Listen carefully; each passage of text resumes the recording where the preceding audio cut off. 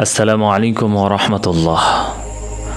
আজকে যে অংশটুকু আমি পাঠ করার ইচ্ছে করেছি, এই অংশের মধ্যে খুবই চমৎকার এবং ইন্টারেস্টিং এবং উপদেশমূলক একটি ঘটনা রয়েছে। সেই ঘটনাটি আপনারা উপভোগ করতে আমার সাথেই থাকুন। চলুন। আল্লাহ পাক রব্বুল আলামিন বলেছেন, ইন্নাল মুলুকা ইযা দাখালু ক্বরিয়াতান আফসাদুহা ওয়া জাআলু আইজ্জাতা আহলিহা আযিল্লাহ। অর্থাৎ নিশ্চয়ই রাজা বাদশারা যখন কোনো জনপদে ঢোকে তখন তাকে বিপর্যস্ত করে দেয় আর সেখানকার মর্যাদাবান লোকদেরকে অপদস্থ করে। সূরা নামল আয়াত নম্বর 34। হযরত থানবী রহমতুল্লাহ আলাইহি এ আয়াত উল্লেখ করে একটি সুন্দর উপমা উপস্থাপন করেছেন।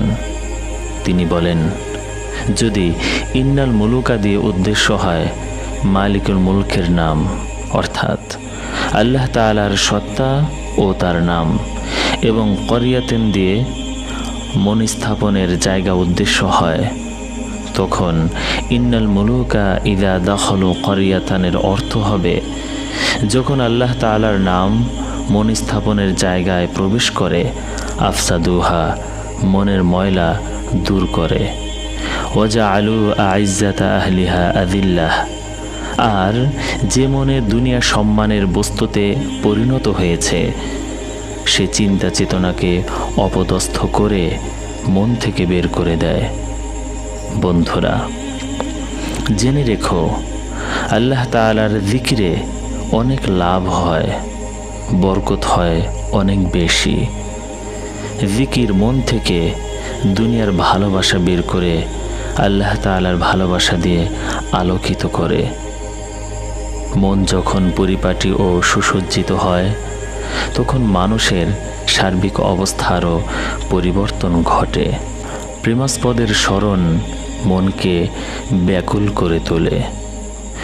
একবার হযরত ইব্রাহিম আলাইহিস সালাম বকরির পাল নিয়ে চারণভূমির দিকে যাচ্ছিলেন। পথে এক লোকের সাথে দেখা হয়।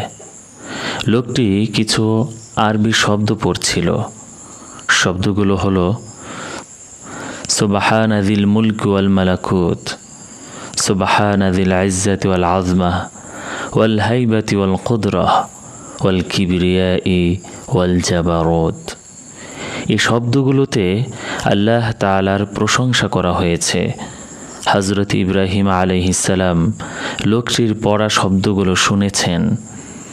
এগুলো তার মনকে বিমোহিত করে, মনকে ব্যাকুল করে তোলে।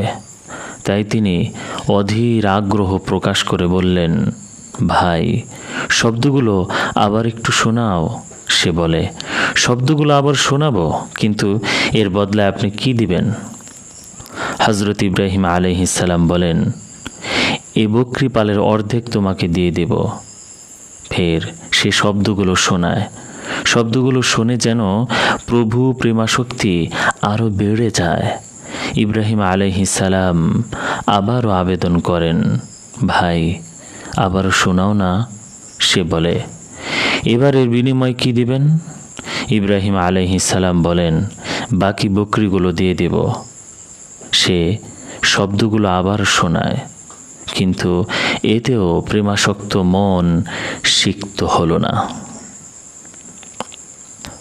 প্রশান্তি পেল না কর্ণকুহর। আবারও শোনার আগ্রহ প্রকাশ করে হযরত ইব্রাহিম আলাইহিস সালাম বলেন, ভাই গো, শব্দগুলো আবারও একবার শোনাও। সে বলে, এর বিনিময়ে কি দিবেন? বকরিগুলো চারণের জন্যে তোমার রাখালের প্রয়োজন হবে, আমি এগুলো রাখাল হব। বকরি চড়ানোর কোনো পারিশ্রমিক নেব না। এর বিনিময়ে তুমি শুধুমাত্র একবার সে শব্দগুলো শোনাও।